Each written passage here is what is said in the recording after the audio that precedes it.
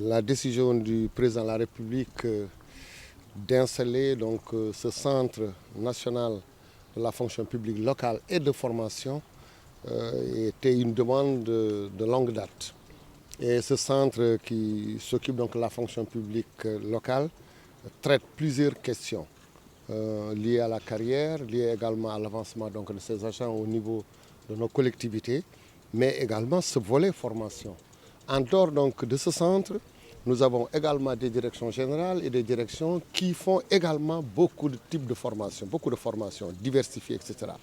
Alors il était important, en partant de la mission du centre et également des différentes initiatives de formation menées au niveau du ministère et également au niveau des concentrés, et cette forte demande également des collectivités territoriales en matière de formation, comme cette formation, cette fonction publique locale s'installe, elle va également avec différents types de formations.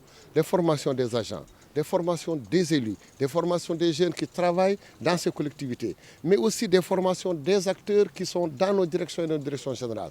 Alors aujourd'hui, pour qu'on ne fasse pas partout la même chose, pour qu'on soit efficace et efficient dans la démarche, il était important qu'on tienne donc cet atelier qui nous permettra d'harmoniser et d'avoir un plan national intégré et dans lequel on va mettre toutes les formations que nous voulons développer au niveau central et au niveau des concentrés.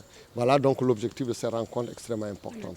C'est un atelier de partage, de décision, d'échange également, mais de lancement de cette nouvelle dynamique qui s'opère en s'appuyant essentiellement sur ce centre national de formation.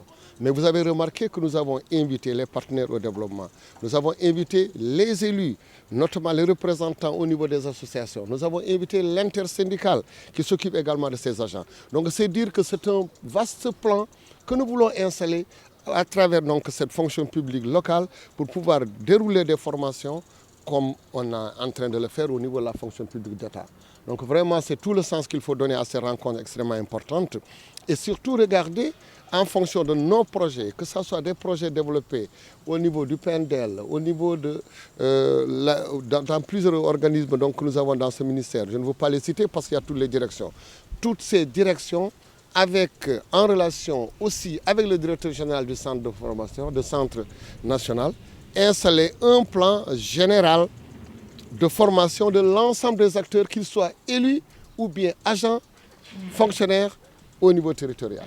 L'acte 3 avait donc voulu insuffler une nouvelle dynamique et nous visons comme finalité, nous voulons avoir des territoires viables, porteurs de projets structurants extrêmement importants, et pour ça il faut des acteurs qui puissent le faire, des acteurs bien formés.